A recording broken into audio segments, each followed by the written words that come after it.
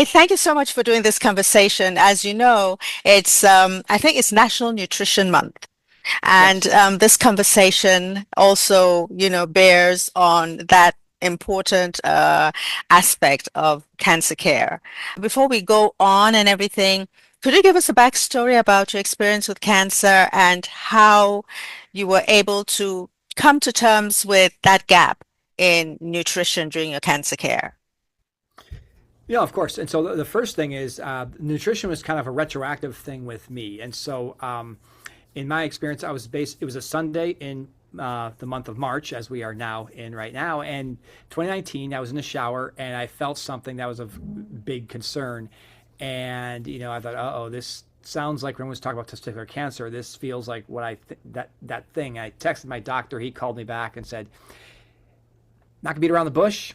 It's probably what you think it is. Come to the office on Monday and we'll go from there. And I appreciated that from my doctor because I hate when it's like, well, we don't know yet. Like, yeah, at least I'm feeling he didn't try to like hide it from me. Just say, yep, it's probably this. Let's go in there. And then, yep, this is probably what you have. We'll get a sonogram today. And so everything was moving so fast. There was the entire process. And then the following Wednesday, I was in surgery. So that was more just like Wow. doing the thing and trying to get in there. The questions started coming up once I kind of got past that is, was there a diet component that could have prevented this? And at least with testicular cancer, less is known about that. I mean, we may find some things, but right now it doesn't seem like diet is important. Diet was more important to me in recovery. And so I was talking to my doctor. I said, should I be worried here, doc? I having a testicle removed, is that going to impact me in any way? Listen, eat more steak. Like, what? Eat more steak. Well, doc, I thought that was bad. It is, but it isn't. We tell Americans don't eat steak because they eat processed meat and they don't eat vegetables. But if you're eating good quality meat, organic meat, and you're eating 2 cups of vegetables with that serving, you could have steak for every meal in theory. So I said to myself, challenge accepted. And I went on an all steak diet for 6 months, and my cholesterol didn't even spike at all. I only stopped eating steaks. I just got sick of it. Are you serious? Yep. Organic steak, that was what you were eating, right, at the time? Yes. Yep. Wow. But because I was also eating too much vegetables, like there are times like, normally you take a 9 ounce steak, I'm going to polish that off, no problem. Hmm. But when I'm eating 2 cups of vegetables, that now turns into a steak that I maybe had some of it for lunch, some of it for dinner, because I'm getting filled with vegetables as well. Hmm. And so that's the key component. And of course, got to make sure the audience hears. Yes, I said steak, but I also said vegetables. Don't forget the vegetables. Yeah. and, Added value. and so right there, that was kind of my first aha moment that there's more nuance to food than we're told necessarily. And then also, I wanted to have a dietary consultation to find out more, but I had a 3 month wait there just because and I realized the overwhelming. And there was actually a shock to see how long I had a 3 month wait to see this dietitian to see what I could be doing and that type of thing. So that led to me doing a lot of research on my own. And of course, the problem with research on your own is, I'll use WebMD as an example. I'll pick on that. I can take any symptom and make it sound like it's something that I'm going to die tomorrow. Hmm. I can turn it can make a paper cut sound like a life threatening exercise. So you Hmm. really know what's reliable. How do I get reliable information? And that was like the point of like, gosh, there's got to be a better way of diet. There's got to be a better way of getting this information to the patients, and then also understanding why is there a 3 month wait. And I had some sense it was probably something to do about workload that the dietitians are experiencing, but I didn't quite know what it was until I started digging deeper. Yeah, and that's where you found that gap to kind of to see, exactly what was the cause of all that, the delay, and also, in your bio, actually, you mentioned that there's one cancer dietitian to 2,300 patients, but that's staggering. That's crazy, right? Yeah, and it was basically a U.S. news article that came in from June of 2020 Hmm. that said, yeah, there's 23, there's one dietitian for every 2,300 patients, and that was a big shock to me. And I imagine there might be even a worse ratio today, only just because nursing, dietitians, some of these things, hospitals have been having a harder time retaining some of these folks.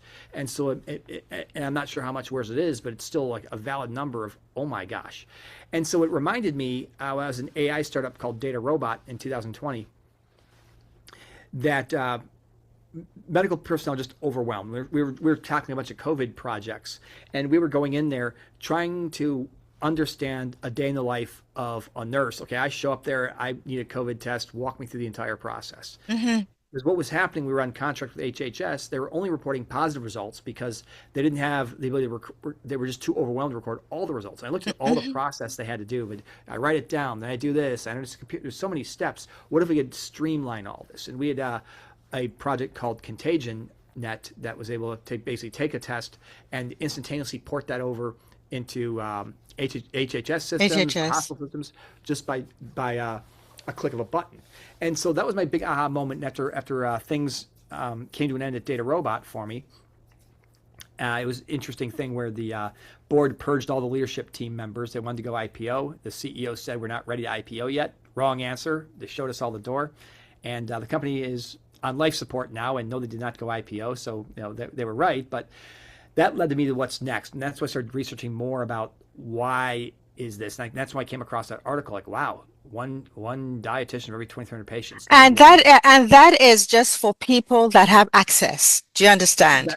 What Exactly. about those with, you hear about the social determinants of health, people in underserved communities that do not even have the access, that do not even know that, this exists, that nutrition is Mhm. actually helpful for a cancer diagnosis or pre-cancer diagnosis, even because they don't have this information at the tip of their Well, and fingers. even me, who has, like, in theory, access, I didn't even Yes, know because my exactly. oncologist didn't even suggest diet as any other than like his hint. And actually, that was my urologist. So, like in testicular cancer, the urologist does the surgery, but the oncologist kind of supervises all the moving parts. It was Mm-hmm. actually my urologist who gave me the thing about eating steak every day, not my oncologist. Yeah. And so even me, there was nothing ever brought up for diet per se. Mm-hmm. And then I only found out my wife spent 15 years at National Cancer Institute.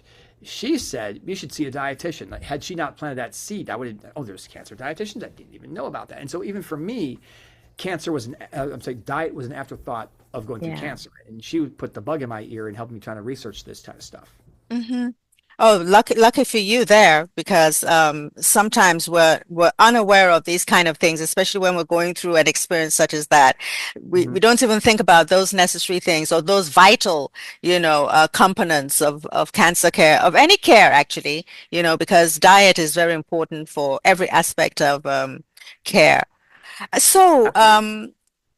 with what you do, you were talking about an app earlier on. Hmm. Please walk us through Sciencella, which is your baby now. It's an app and all that. I don't want to jump the gun. Please walk us through that.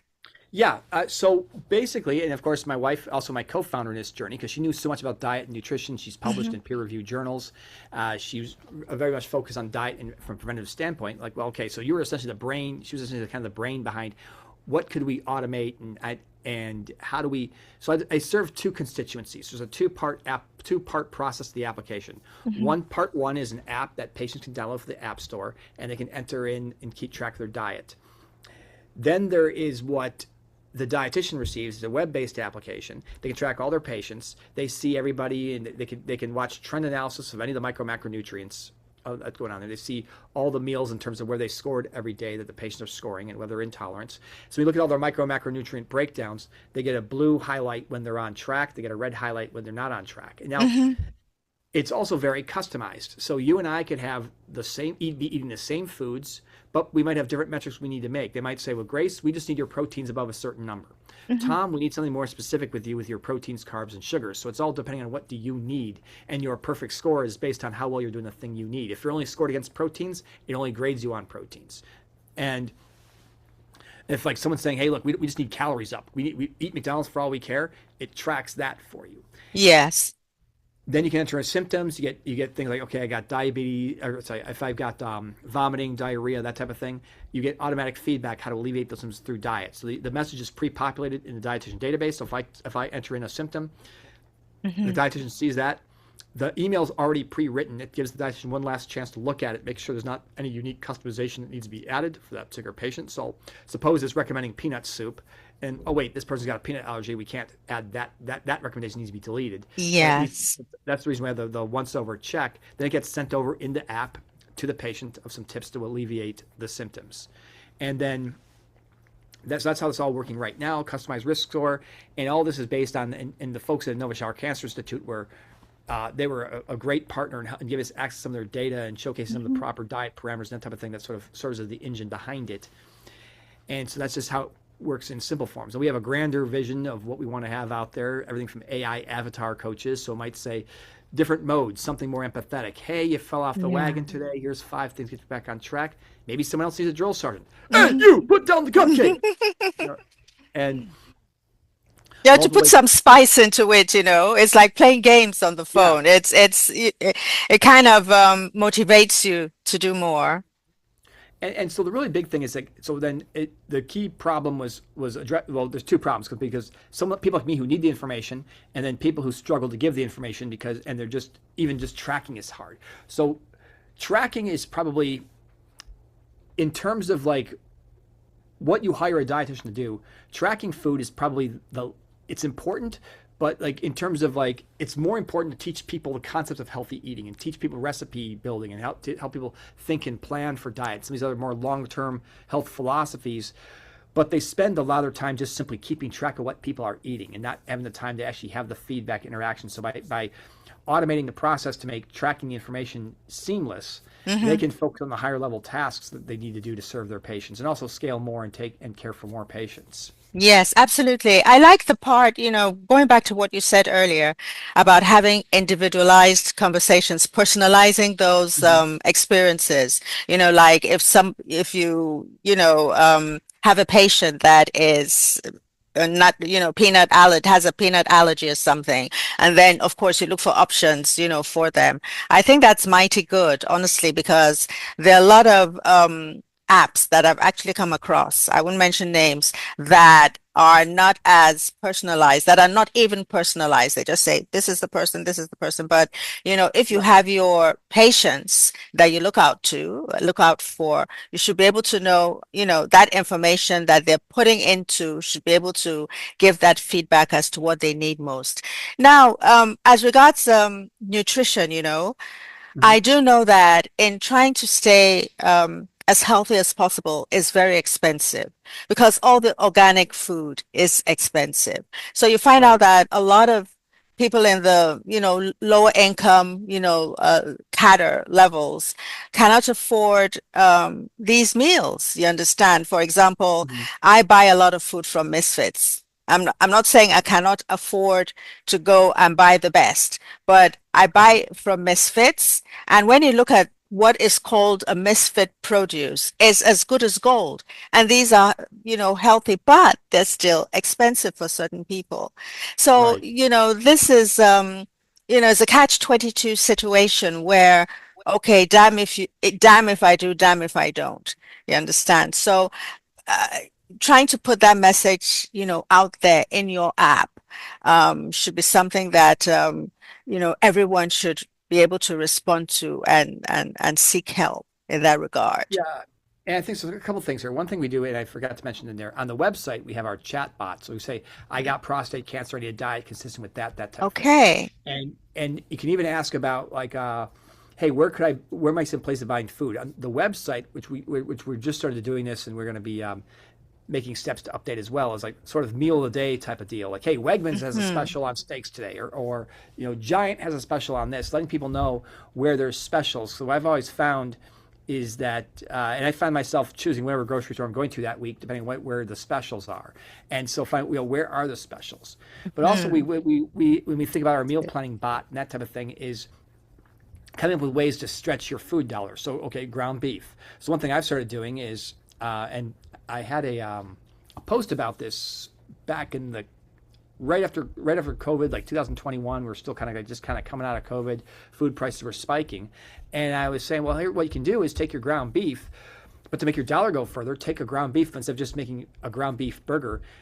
Take your ground beef, cut some tomatoes, cut some mushrooms, and chop up some onion, and then mash it all in there into one burger. So now, what be the size of one burger? You're now using almost a third, maybe even half the ground beef you used to use for a single burger. So now Hmm. you're getting your protein, but you're also adding some healthy stuff to what we call a hamburger, and you're stretching out your food dollars. So now that pound of ground beef, now you're able to treat it like maybe 2 pounds of ground beef. Hmm. Hmm. And so I there's get ways it. stretching out and finding recipes like, okay, well, okay, I got a steak and that's expensive, but I Hmm. want to get that steak protein, but I can make a recipe. Maybe I take some steak and some brown rice pasta, for example, and which doesn't have the sugars of regular pasta, and then chop that Or all up there. quinoa or something. Quinoa, Yes. something, yeah, different things. And so Mm. there's ways to do that and still have, but that is a challenge right there. And I think, in fact, there's a conference I'll be attending later today where they're talking about how do we make healthy food more accessible to people because it is a challenge. Now the good news is vegetables are there, but vegetables aren't the whole story. But I Hmm. think there's things that we have to look at. Where can we find deals? How can we do things? And even something I look at, another future vision for Sciencella, as these are just things down the pipe. Right now, I'm just focused on. I don't want to get too big too fast in terms of too many Yes. ideas. But like the idea here is, where could we buy food if something's got an expiration date or something? Or even how about this? Families buy food, and we went through this deal. We were getting ready to go on vacation, and we all this food. It's either do we freeze all this stuff? What do we do? What if we was a way for unopened food that I realize I'm not going to get to it, or gosh, the expiration date snuck up on us. I got like 8 different food items that I got to eat by today.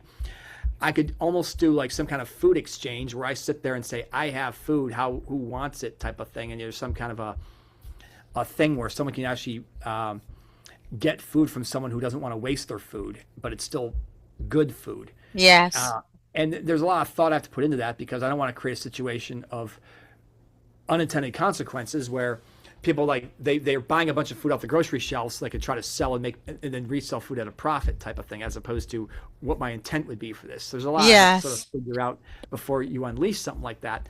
But I Yes. hope by having these kinds of conversations, it unleashes the creative juices to figure out what can Hmm. we all do together to make healthy food more accessible, and then to know how to make foods healthier because there's ways to offset things. Hmm. Steak is bad, but it can also be reduced in how bad it is by having Hmm. green vegetables. And if you find yourself eating processed meat, the green vegetables makes the processed meat less harmful than it Balanced. otherwise would be. Yes. Exactly. Oh yeah, that's wonderful, because like I was mentioning misfits, I was like, oh my God, let me just try them. And I've been hooked for the last 4 years. I buy my beef and do everything but the veggies Mhm. and every other thing, and it's well packed and all that.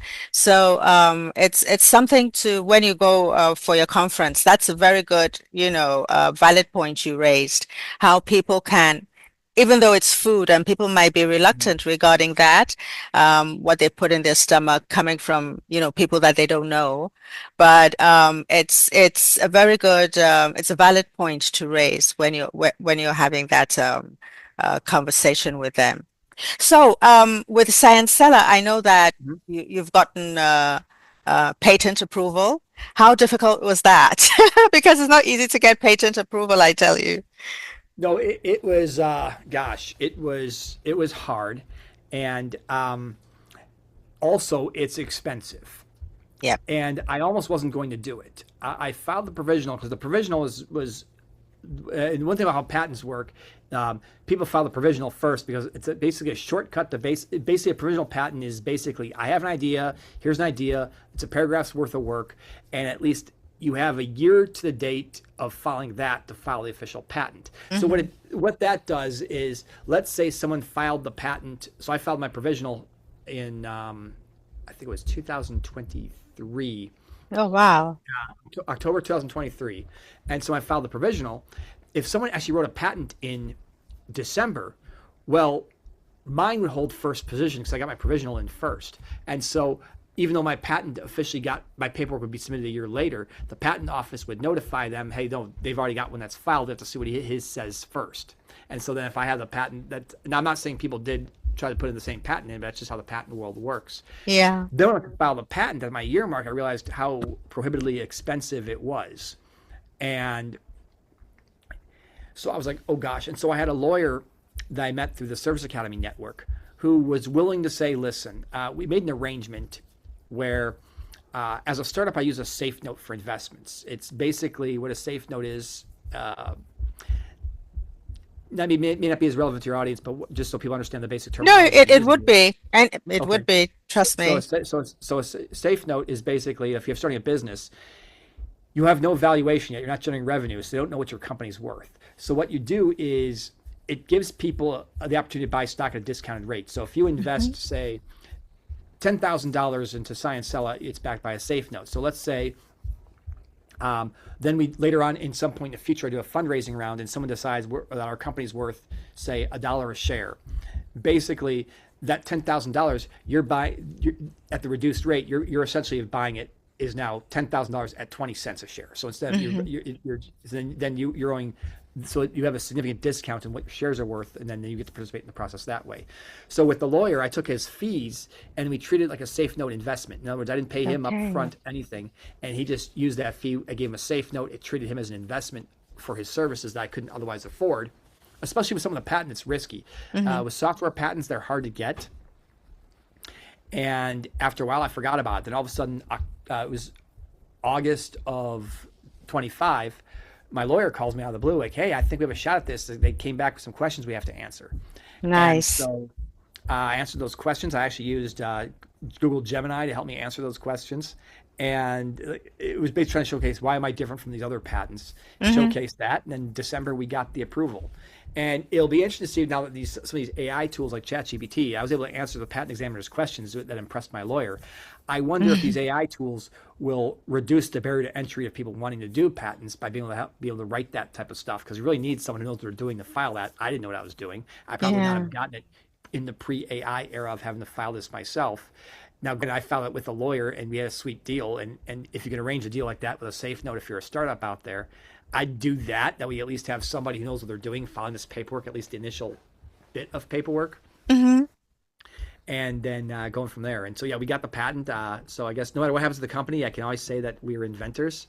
So officially, so that was pretty sweet to get that. Yeah, and I'm a startup too, and it's a learning process. You can't even as a founder, you're going through so much, you Oh understand? yeah, So, but every step of the way, you're learning so that you can even give feedback to those that are coming behind you. I've had so many falls and stumbling, like you said, it took like 3, 4 years for you to get to where you are now. So bravo, yeah. that's really, really nice. Congratulations, Thank you. honestly. Yeah, so with all that you do, you're a veteran, you're a cancer survivor, you're a dad, you're a family man. How do you merge these three components? Because each takes a lot from you. How can you give us in 2 sentences how you manage this? 2 sentences.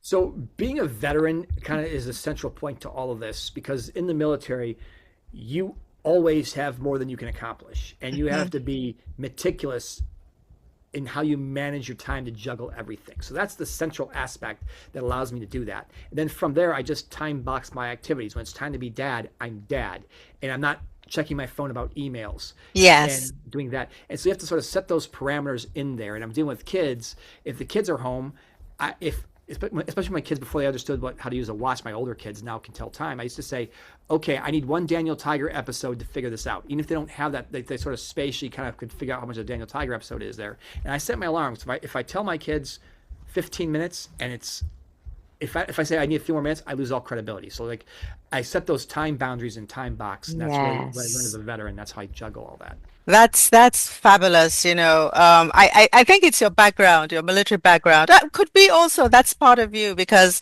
we take that to the force. You know, I have a brother who is a veteran as well, and Mm-hmm. I know even after retirement, he's as regimented as ever that but it's a very good habit, honestly. It's when you're building something like this and family and all that all merged together. Um, Actually following those lines, you understand, really helps. And it's also good for the kids too, you understand, because we're parents. Mm-hmm. We know how, the kids can go all over the place. It's a good background. Now, I know that a lot of this is based on your background as a cancer patient and survivor. Now, what I wanted to ask last was about this outdoor youth program that you had mentioned in your bio. Mm-hmm. Could you tell me more about that, please, and how maybe your experience has helped shape that initiative? Yeah, of course. So what we do with the kids there is we get them outside and build resiliency, grit, teamwork, and leadership skills through scenario-driven exercises. And then within these scenarios, they're doing things like rappelling from bridges, zip lining across rivers, Wow.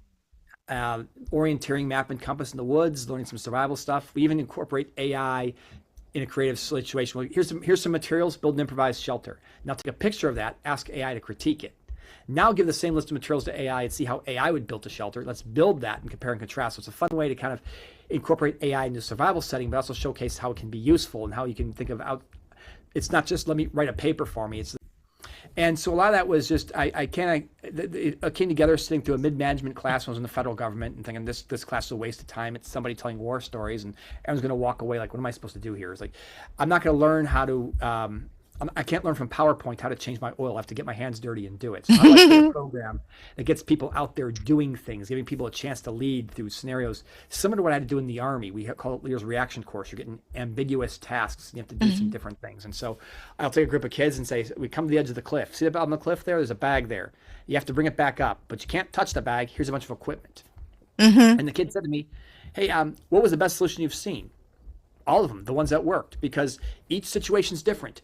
You you can't say this situation is better because this solution was better because they got different people, different capabilities, different things in the team, different equipment they had access to. So you have to look at your reality to come up with a solution that works for you. And each team that I've done there has found a solution that works within the time limit. And that's how you have to think of it, because you can't compare that cool solution somebody else did. Well, those were older kids and they had different resources. You're younger kids, you have these resources, and so all this stuff is you have to deal with that context. And a Yeah. lot of that was it's gotten a big bump post COVID, getting kids outside and challenging themselves a bit. That I think some people feel like might be missing a little bit today. And so yeah, it's really, and it's a building block of life. That resiliency that I learned got me through West Point. It got me to the Army. It get me to manage the startup world, and it got me through cancer. So all that stuff that was built, that's a sort of a crystal. So look at that as the connection there, is the building blocks these kids learn. God forbid they have something terrible like cancer, but knowing that they do hard things and overcome them Hmm. allows them to face Resilience. and challenge. Yes. Yeah. Absolutely. That is fabulous. And what I wanted, with everything going on now, I'd like you to give one parting word to that person that will be watching us right now. A couple things. Well, one, first off, it's lonely at the top because ultimately you have to make the decision. The hardest decision for me, cancer, was getting a low dose of chemo afterward, and in trying to get and I had a lot of family and friends saying not a good idea. I initially thought it was a good idea, but I knew I had to kind of own this journey, because if I gave in to what somebody else said, I'd be blaming them if something went the opposite way. I didn't want Hmm. to be in that situation. I had to own the journey. So the thing is, Hmm. one is own the journey, be resilient, and it can be hard. I had testicular cancer, so my cancer experience was relatively easy. But at the same time, you know, your outlook has a big factor in how you're going to be successful. And if you have that negative outlook, oh, I might as well give up, it's going to play out that way. So as positive as you can, stay positive, surround yourself with people who can be positive. Find ways to take your mind off it and do what you can, realizing that's going to be different. Maybe in a situation where I could go for a run having testicular cancer before I had my surgery. Someone else may not be able to do that, but what can I do that's positive, that's engaging, keeping my mind active?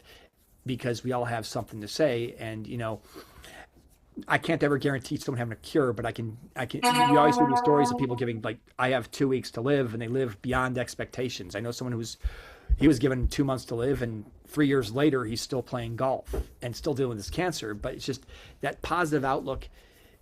It can be hard, especially going through it, but there's something to it, and you got to stay as positive as you can and surround yourself with positive people. Get the negative people out of your life and stick with the positive people. Absolutely. So, my dear audience and friends, you've heard it from Tom.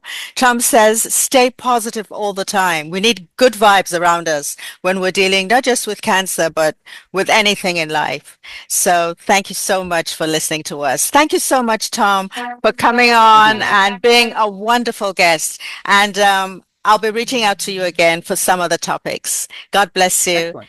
Thank you so Thank you, Grace. much. Take care.